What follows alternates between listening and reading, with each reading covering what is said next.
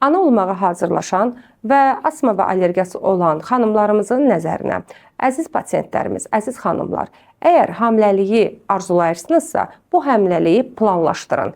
Yəni, əgər sizin asma və allergiyanız varsa, hamilə qalmadan öncə mütləq şəkildə allergoloqa gedərək nəyə qarşı allergiyanızın olduğunu araşdırın və doğru düzgün müalicə alın. Belə ki, çox vaxt bizə pasientlər müraciət edir, hamiləliyin 4-cü, 5-ci ayında ağır öskürəklərlə, xırıltı-xışıltı ilə, qaşınmalarla, burun nəfəs almanın çətinləşməsi kimi şikayətlərlə müraciət edirlər və şikayətlər çoxdur və eyni zamanda dərman qəbulunu çəkinirlər, dərmanların yan təsirindən qorxurlar.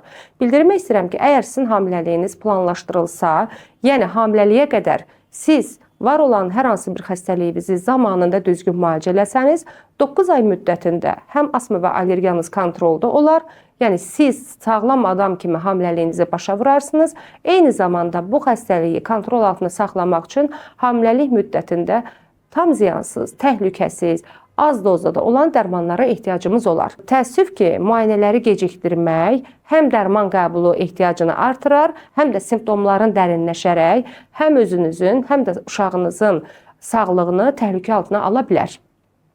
Bildirmək istəyirəm ki, hamiləlik periodunda istifadə edə biləcəyimiz zərərsiz, ziyansız, yan təsirləri sıfıra malik olan allergiya əleyhinə dərmanlarımız mövcuddur. Hamiləsiniz və asma və allergiyanız varsa, öz başına dərman qəbul etməyin və sizə təyin olunan dərmanları öz başına kəsməyin.